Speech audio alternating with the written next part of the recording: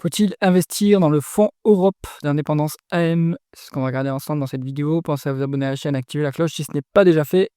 On commence tout de suite avec le rapport de gestion de mai 2025 qui a été publié en ce mois de juin. Comme d'habitude, on regarde la performance. Pour le fonds, on n'a pas beaucoup d'historique. Il date de 2019, mais on performe comparé à l'indice de référence. Cet indice de référence, c'est le Stoxx Europe Small ex UK. Il n'est pas terrible, d'ailleurs, son indice de référence. Il pourrait se challenger un petit peu plus, à mon avis. Bon, en tout cas, le fonds, lui, marche très bien. 164% en 6 ans. C'est plutôt pas mal. Commentaire de gestion sur ce mois de mai. On a à peu près le même commentaire de gestion que pour le fonds France. La défense a tiré la performance. On va le voir en dessous, mais il y a des fortes variations dans ce secteur. Quelques sessions d'investissement dans SAT. C'est un groupe on va la regarder après. Groupe SFPI, renforcement sur Trigano, Elis, Jumbo et Metlen. Ça m'avait échappé que Jumbo était dans le fonds Europe, mais on le voit souvent cette boîte dans le top 10 grec que je vous présente sur la chaîne. Donc, et il n'est pas très cher cette boîte, donc intéressant peut-être aller regarder en détail.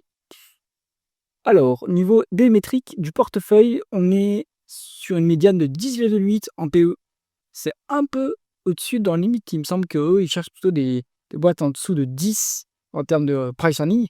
Cela dit, ils regardent surtout, eux, le prix sur capacité d'autofinancement. Donc, c'est pas cette métrique exactement, mais en tout cas, ici, on n'est pas très cher payé quand même. En termes de prix, sur actif net, équivalent de price to book, on est quand même à 1,8. Eux, ils sont pas sur des actions plutôt deep value, ils sont sur de la value plutôt classique avec des décotes sur flux plutôt. Bon, on reste quand même décoté par rapport au benchmark, donc c'est plutôt pas mal. Principale variation, on a de la défense et de la défense ici pour Elmital. Les deux autres qui ont bien monté, c'est Camping, une boîte que je connais pas, qui fait du recyclage de mémoire. Ils ont profité d'une hausse de la matière première. Elecnor, belle performance, hausse des marges. Donc ça, c'est une boîte espagnole qui produit de l'électricité renouvelable. En sous-performance, on a 4 boîtes qui n'ont pas, il n'y a pas de rien à signaler. Et évite ça me fait glisser mauvaise publication. On va aller voir ça après. Alors, d'abord, je regarde ici les principales positions. Comment elles ont varié. En fait, difficile de dire si c'est de l'allègement ou si c'est un changement des pondérations des autres lignes. En tout cas, Edgemans a quand même un peu baissé.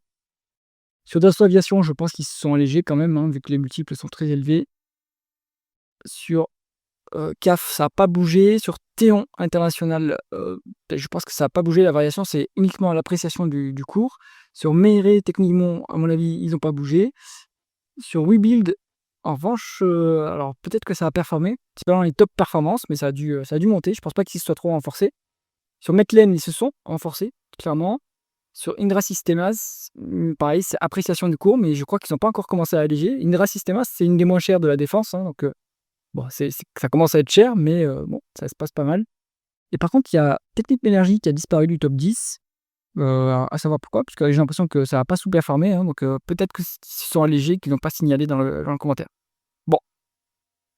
Allez, on passe tout de suite sur la watchlist que je vous ai préparée. Comme d'habitude, les colonnes. On a ici le symbole de cotation boursière, le nom de l'entreprise, l'industrie dans laquelle elle opère, la market cap, croissance du chiffre d'affaires, les multiples de valorisation. Ici, c'est les rentabilités, l'endettement, le rendement du dividende et le rendement de l'actionnaire, free cash flow, bénéfice net et payout ratio, qui est la proportion de bénéfice net versé en dividende. Alors, ici, c'est classé par market cap, c'est pas par rapport à la pondération du fonds. Sur Dassault Aviation, on a 28 milliards de dollars. La croissance, elle est plutôt devant le groupe. Ici, il y a une décroissance en rythme annualisé sur 5 ans, mais le carnet de commandes s'est bien rempli, donc les prochaines années sont prometteuses. Et évidemment, les multiples commencent à se tendre. Donc je pense qu'ils s'allègent et qu'ils vont continuer à s'alléger sur Dassault Aviation. Maintenant, je pense que c'est bien trop cher pour être dans un fonds value. On a 5% vraiment des capitaux investis, mais en fait, il faut retraiter le cash pour avoir une vraie rentabilité. Donc, à vérifier, la boîte est quand même plus rentable que ça. Cash net, ça c'est le cash qu'elle reçoit pour exécuter les commandes. Un petit dividende, 1,5% avec un payout ratio à 29%. C'est soutenable, c'est pas très intéressant. À Dassault Aviation, c'est clairement plus le moment de jouer cette boîte-là. Indra Sistemas, on est sur 7,3 milliards de market cap. Donc là, c'est une boîte espagnole. Ici, ils mettent IT Services, mais en réalité, c'est plutôt de la défense. Les multiples commencent aussi à être élevés. Donc je pense qu'ils vont s'alléger. On est plus value sur ces multiples. Donc on commence à sortir même de la zone de valorisation raisonnable.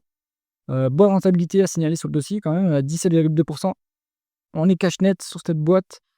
On a vraiment du dividende qui est plutôt faible, avec un payout ratio qui est plutôt faible. Donc le dividende va augmenter, mais j'ai du mal à voir de l'attrait pour cette boîte. Maintenant, elle commence à être valorisée. On l'avait dans le portefeuille de mon club d'investissement, on l'a cédé parce qu'on l'a trouvé un peu trop valorisé à notre goût.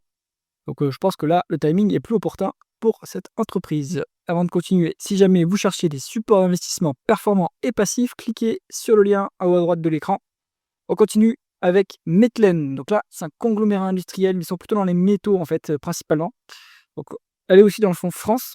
D'après Indépendance ADN, il y a une forte décote. Je ne la vois pas ici, mais il faut retraiter. Je n'ai pas fait l'exercice. Il faut aller vérifier les valeurs dans les publications, dans les résultats annuels, etc. Dans la publication annuelle. Eux, ils utilisent plutôt une décote de cours sur capacité de ton financement. On n'a pas cette valeur-là ici. En termes de flux, on n'est pas si sous-valorisé que ça. Donc, et même en termes d'actifs tangibles. Donc, il y a un retraitement à faire potentiellement. Attention qu'il y a quand même beaucoup de dettes sur cette boîte. 2,7 fois les bidas en dette nette, c'est un peu lourd pour une boîte plutôt cyclique en plus. 3,4% vraiment du dividende, c'est intéressant, mais ça a été versé à crédit. Donc, ce dividende n'est pas soutenable, sauf si les free cash flow reviennent. Je n'en doute pas, les free cash flow vont revenir, à mon avis, sur cette boîte qui me semblait être bien gérée quand j'ai regardé en détail. Bon, Metlen, essayez de voir pourquoi il y a une décote. Dites-moi si vous trouvez en commentaire. Et on va continuer avec Meire Tecnimont. Donc ça, c'est le technique italien. 4,2 milliards de dollars de market cap, 12% de croissance du chiffre d'affaires en rythme annualisé sur 5 ans. Ça, c'est bien. La valorisation est pareil, un peu élevée. C'est pas value pour moi. 10,2 en VE sur EBITDA, c'est quand même un peu cher. 15 en price of cash flow, pareil. Donc, bon, la valorisation me semble un peu élevée quand même. On a 12,8 en rendement des capitaux investis, ce qui est pas mal. Cash net, c'est le même business model que Technip, donc on reçoit du cash et après on l'utilise pour exécuter les commandes. Bon, voilà, donc c'est pour ça qu'on est cash net. 3,2% en rendement du dividende, 3,5% en termes de rendement d'actionnaire, c'est pas mal. On a un payout ratio à 36% avec des free cash flow plus élevés que les bénéfices nets. Bon, mais à mon avis, c'est pas trop mal. C'est pas trop mal. Je trouve ça un peu cher, mais je pense que ça a du potentiel quand même. Ensuite, on est sur WeBuild. Ça, c'est une société italienne qui fait la construction. 4 milliards de dollars de market cap. 18,2% de croissance du chiffre d'affaires en rythme annualisé sur 5 ans. Forte croissance quand même. Je pense qu'il y a de la croissance externe là-dedans. En VE sur EBITDA, on est complètement value. 5,2 en VE sur EBITDA, c'est pas très cher. 13,2 en price to free cash flow. C'est une boîte qui, à mon avis, dégage plutôt du free cash flow et pas besoin de réinvestir massivement. La croissance organique ne doit pas être très forte sur cette entreprise. Ce qui permet d'avoir un type de price to free cash flow qui n'est pas si élevé que ça.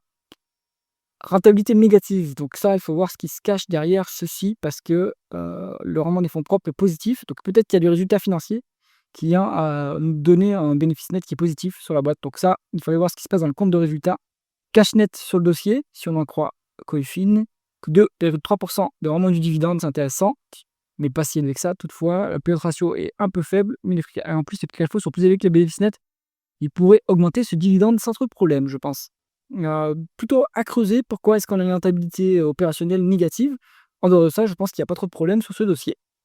Danieli, donc eux, ils font tout ce qui est outils pour les fonderies, pour le travail de l'acier, etc. Donc c'est une boîte italienne. On est à 2,5 milliards de dollars de market cap, 10,3% de croissance du chiffre d'affaires en rythme annualisé sur 5 ans, donc une bonne croissance. 1,3 en VE sur EBITDA, c'est vraiment pas cher. En ratio coût-bénéfice, on est à moins de 10. Là, on a 280 millions de bénéfices nets contre 2,5 milliards. Donc on a moins de 10. Donc on est value. Il faut aller voir les free cash flow. Ici, ils ne sont pas affichés, malheureusement. Décote sur capitaux propres. À voir s'il y a une décote sur capitaux propres tangibles. Je crois que c'était le cas. Je vous renvoie vers la vidéo que j'avais faite il y a quelques semaines, dispo sur la chaîne. La rentabilité n'est pas exceptionnelle. Et groupe et cash net. Peut-être qu'il faut retraiter cette rentabilité par rapport au cash également. 1% vraiment du dividende, ça nous donne 25 millions de dividendes. C'est largement soutenable par rapport à ses bénéfices nets. Donc le payout ratio n'est pas très élevé. Donc Danieli, c'est intéressant à les creuser. Je pense qu'il y a c'est un dossier bien value, et il doit y avoir une décote sur actifs tangibles. Il faut vérifier, mais je pense que c'est intéressant. Théon International sur donc la défense, dans la défense, 2,5 $, 56% de croissance du chiffre d'affaires en rythme annualisé sur 5 ans, c'est quand même énorme. Et les multiples sont trop élevés, hein. Là, c'est plus value. Donc, ils l'ont chopé à un moment opportun. Maintenant, je pense qu'ils s'en désengagent parce que ça commence à être trop chèrement valorisé. Donc, à mon avis, plutôt à l'écart maintenant, c'est trop tard ce dossier. Ensuite, on est sur Royal BAM. C'est une boîte dans la construction, 2,3 milliards en market cap. Décroissance en rythme annualisé sur 5 ans. Il faut vérifier le carré de commande, les dernières années, comment ça se passe. Est-ce que la croissance est revenue? On a 8,5 en VE sur EBITDA, c'est raisonnable. 12,1 price to free cash flow, pareil, c'est raisonnable. Pour voir s'il y a eu une dépense, une dépense manquage qui a affecté le résultat net, parce que le price earning est très élevé, mais je pense que c'est le cas. Si on n'en tient pas compte, je trouve qu'on est quand même pas trop chèrement valorisé sur ce dossier. 10,5 en rendement des capitaux investis, pas mal. On est cash net, ça c'est très bien. 3,3 en rendement du dividende et 4,1 en rendement d'actionnaire. Il faut voir si les actions qui sont rachetées sont annulées. Les free cash flow sont bien plus élevés que les bénéfices nets au triple. Donc là, ils peuvent monter encore ce dividende. Royal BAM, je pense que c'est un très bon dossier, ça. À analyser plus en détail. Dites-moi en commentaire si vous voulez que je fasse un focus dessus. Je pense que c'est intéressant quand même. Ensuite, on est sur CAF, la société espagnole qui fabrique des wagons pour le métro et les trains espagnols.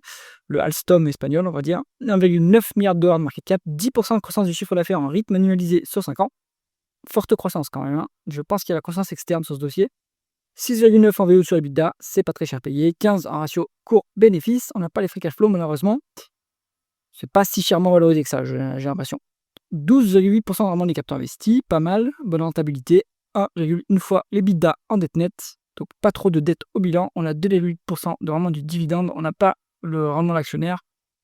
Bon, et ni payout ratio qui ne s'est pas chargé. Bon, alors ça nous donne 60 millions de dividendes. Par rapport au bénéfice net, on est sur un payout ratio de 50%, donc c'est soutenable à ce niveau.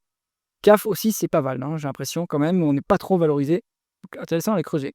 Ensuite, Edgemans, donc ça c'est une boîte néerlandaise de construction.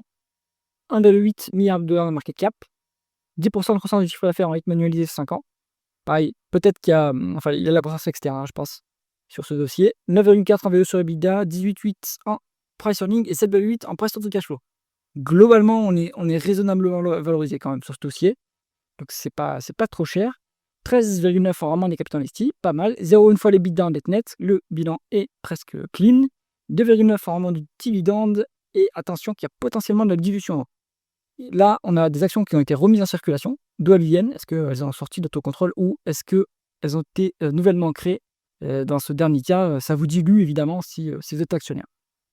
Un payout ratio qui est calculé à 12% avec des free cash flow plus élevés que les bénéfices nets. Je pense qu'ils peuvent racheter des actions et annuler cette potentielle dilution quand même, hein. Ils peuvent même monter de dividendes avec ces payout ratios. Donc, et je pense aussi pareil, hein, c'est un bon petit dossier intéressant à les creuser. Allez, on passe aux surperformances maintenant. On est sur Elecnor. Donc, Elecnor, hop, je vous ai ouvert normalement en anglais. Donc Elecnor, ils font des éoliennes, voilà. Société espagnole, ils ont pas mal de localisation, pardon. Donc on est sur, hop, ici, pardon, donc plutôt énergie renouvelable, 2,1 milliards de dollars de market cap, donc c'est quand même une mid cap assez imposante, c'est bien, 9% de croissance du chiffre d'affaires en rythme annualisé sur 5 ans. Là, on n'a pas la data, la boîte a fait une perte nette, il n'y a pas de free cash flow, et le RVE sur EBITDA, il y a 85. Je suis circonspect sur ce dossier, donc il faut aller creuser, il faut aller chercher les rapports financiers et voir ce qu'il en est vraiment. Ils ont quand même fait le travail côté indépendance AM, donc je pense qu'il y a quand même une décote sur ce dossier, mais là, c'est pas visible ici. Ensuite, on est sur Camping. Alors, eux, ils font... Est-ce que c'était ça, Camping? Tac, c'est ça, ouais. Ils font du recyclage, en fait. Ils recyclent des métaux, circular metals, machin, plomb, batterie recyclée, antimoine, etc.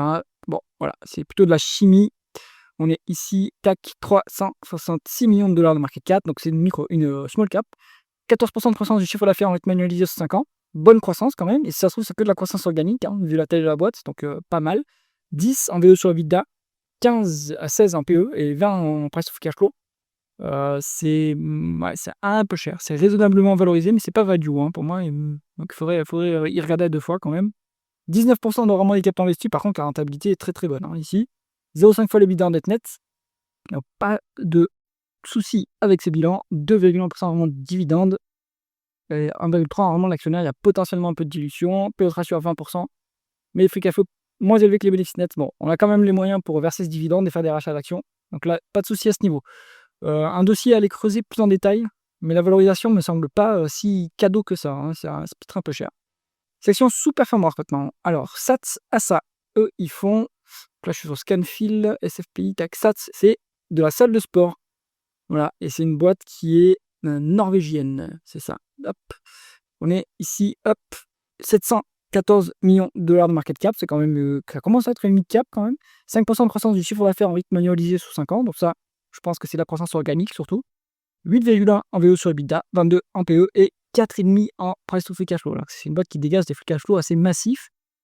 Bon, bah, c'est value, hein, je pense quand même. C'est pas si chèrement valorisé cette boîte. Vraiment, les capitaux éthiques qui est presque à 10%. Pas mal. Attention à la dette. 3,2 fois les EBITDA en dette nette. Ce genre de business, s'ils ont l'immobilier en propre, ben, malheureusement, ils sont obligés de s'endetter hein, pour acheter de l'immobilier. Donc, moi, je trouve ça un peu trop dangereux, ce niveau de dette. Donc, plutôt à l'écart. Ensuite, on est sur Scanfil. Alors, Scanfil, tac, fournisseur de systèmes pour l'industrie électronique. Voilà, c'est un sous-traitant d'électronique. On est sur une société qui est finlandaise, 672 millions de dollars de market cap, 6% de croissance du chiffre d'affaires en rythme annualisé sur 5 ans. Il y a moyen que ce soit de la croissance organique ici. 8,7 en VO sur EBITDA, 7,7 en PE, 7,6 en price to free cash flow. C'est pas si chèrement valorisé que ça. Je trouve ça intéressant ici. 11% de rendement les capitaux investis. Une bonne rentabilité, 0,2 fois les EBITDA net, donc ça c'est pas trop lourd, excellent. 2,7 en rendement du dividende et 2,3 en rendement de l'actionnaire. Bon, on a les moyens de on a largement les moyens de se payer au ratio avec des free cash flow 2 fois plus élevés que les bénéfices nets. Intéressant à les creuser. Si vous avez accès à la Finlande, moi je pense pas que ce soit le cas. Donc il faut un broker, à mon avis, style Saxo Bank ou Interactive Brokers, pour pouvoir y accéder, à mon avis. Ensuite, groupe SFPI. Donc eux, ils font, c'est de l'industrie, ils font plutôt des systèmes de traitement de l'air, échange thermique, etc. Donc c'est bien de l'industrie bien lourde comme on aime. On est sur 255 millions de dollars de market cap, 3,4% de croissance du chiffre d'affaires en rythme annualisé sur 5 ans. Croissance organique, hein. Donc c'est pas exceptionnel comme croissance. Mais bon, ça ne veut pas dire que c'est un mauvais dossier. 3,3 en VE sur EBITDA, pas cher du tout. 7,9 en PE. Ça, c'est un peu cher, mais je pense qu'il doit y avoir la dépense en cash qui impacte les bénéfices nets parce que les free cash flow sont à 6,8. À moins qu'on soit sur un. Ouais, je pense qu'on est peut-être sur une société qui est très mature aussi, même si c'est une petite cap qui dégage. Du coup, la société dégage des free cash flow. Des cotes sur capitaux propres, mais pas de décote sur capitaux propres tangibles. Dommage. Si c'est mis à vraiment les capitaux investis, c'est pas incroyable hein, comme rentabilité. Maintenant, c'est au-dessus de la croissance organique, donc pourquoi pas. Cash net, ça c'est bien. 3,4% de rendement du dividende, 1,12% de rendement de l'actionnaire. Donc là, il y a peut-être de la dilution. Il faut aller vérifier ça. P/E ratio soutenable. Donc il pourrait racheter des actions quand même. S'il y a de la dilution, en tout cas, il pourrait racheter des actions pour les annuler et augmenter le dividende en tout cas. Donc groupe SFPI, moi je pense que c'est intéressant à les suivre. Le bémol, c'est cette rentabilité qui n'est pas exceptionnelle, mais sinon je pense que ça peut être pas mal. Edil San Felice, eux, ils font de la construction. Voilà, c'est une boîte italienne de, on va dire, BTP, travaux publics. Hop, on est sur une micro-cap, 87 millions de dollars de market cap. Alors, il n'y a pas de chiffre d'affaires en rythme annualisé sur 5 ans. La boîte a dû être cotée assez récemment. 8,4 en BE sur EBITDA. C'est pas trop cher payé. On a 6,8 en bénéfice net. On est valorisé 86 millions. Donc, on est un peu plus quand même de 10 fois les bénéfices. Hein. Mais bon, et free cash flow négatif, donc pas de price to free cash flow malheureusement. La rentabilité est bonne, 15% de rendement des capitaux investis, c'est pas mal quand même. Et cash net sur le dossier. Dividende versé à crédit. Donc ça, c'est un petit dossier aussi à aller creuser un peu plus en détail, mais attention les microcaps quand même. Il y a un sujet sur la communication et sur la dépendance assez forte aux décisions du management. Hein. Il n'y a pas les organes de gouvernance comme sur les grosses boîtes, style conseil d'administration, etc. Donc ça peut être un peu dangereux. Et puis les microcaps comme ça peut ne pas être trop liquide. Voilà pour cette revue du fonds Europe Small de Indépendance AM. J'espère que cette vidéo vous a intéressé. C'est qu'à mettre un pouce vers le haut et pensez à vous abonner à la chaîne. À bientôt.